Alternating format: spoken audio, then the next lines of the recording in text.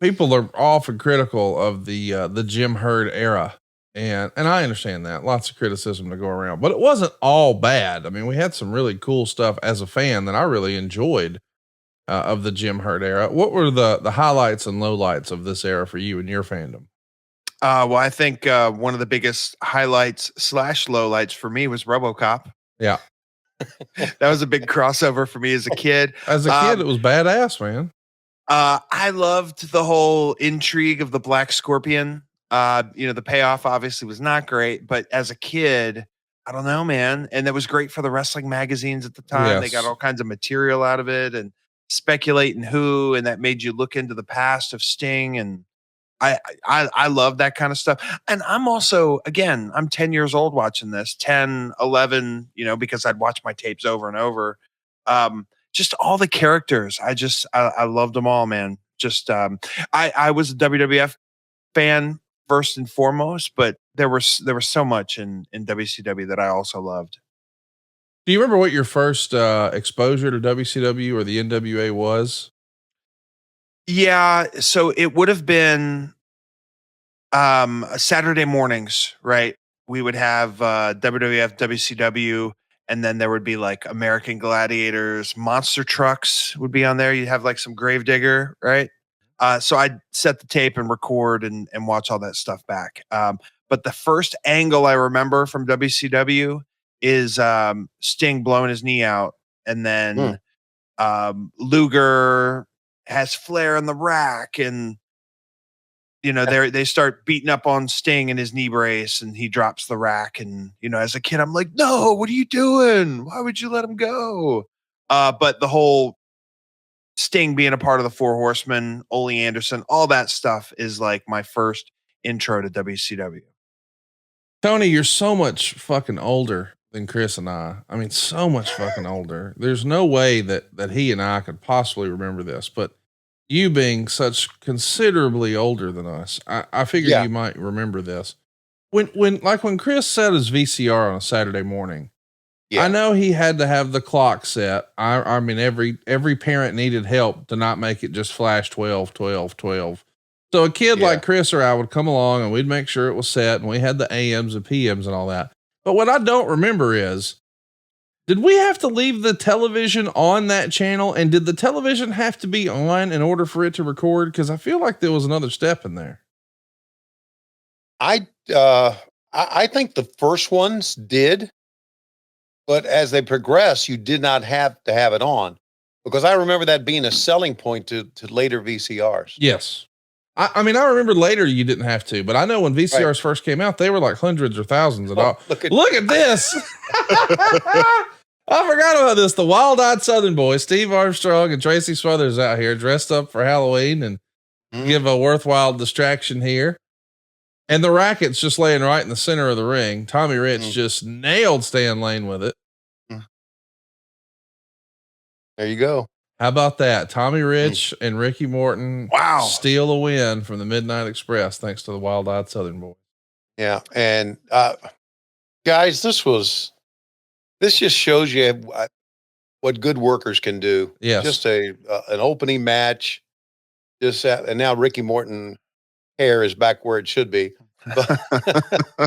Oh, here we go. The lipstick is the best part. The lipstick is the best part. Oh man, look at that old Sting jacket. Yeah.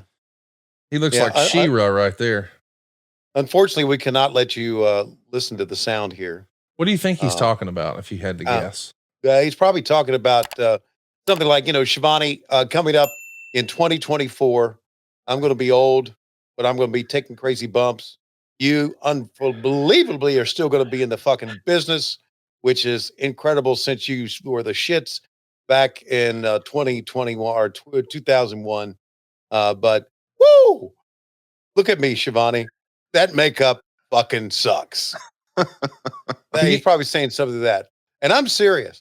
I remember, wasn't Dave Meltzer that said it was hard to take these interviews serious with Schiavone looking like the Phantom?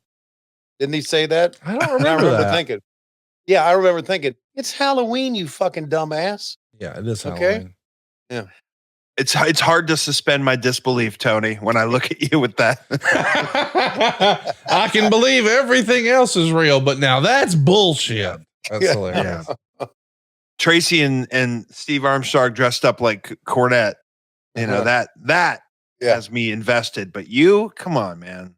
Take the business seriously, please. With those Mickey Mouse gloves, go fuck yourself, Tony. Hey, that's exactly right. I was the Phantom from day one, guys, with the gloves and the cape and the hat and the mask and the lipstick and the fucking black scorpion. Oh, he's got a kid. Oh, he's got a lady. Oh, this is where she disappears. We have some human trafficking going on at Halloween Havoc? My goodness. And oh my God. Hold Sting back. What's going on? Where the fuck was Doug Dillinger? It's a great question. Chicks are getting kidnapped here, and Doug Dillinger's nowhere in sight. I love the poof of the smoke everywhere. Yeah. And the little pyro. Well, because there they come. Wow. So Tony, I know there's no chance you remember, so just make something up. No, listen, I do remember this part. Who was the Black Scorpion right there then? Oh, who knows? It could have been Dillinger himself. Make up a name. Come on. Let's have some fun. Fred Ostenheim. For the purposes of my story, it was Bad News Brown. Oh, you said to make up a name. I just made up a name. I didn't know. And look, Paulie said, wait, what? Oh, wait, where's the buffet? What? He took the cape off. He's no longer Dracula. Now he called Meltzer from the payphone, and Dave was like, listen, you got to get that fucking cape off.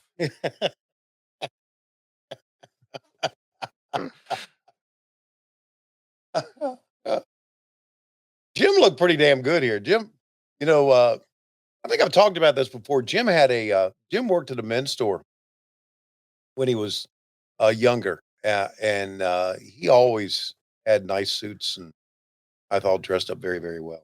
Hey, it's Conrad Thompson here to tell you a little more about what adfreeshows.com is all about.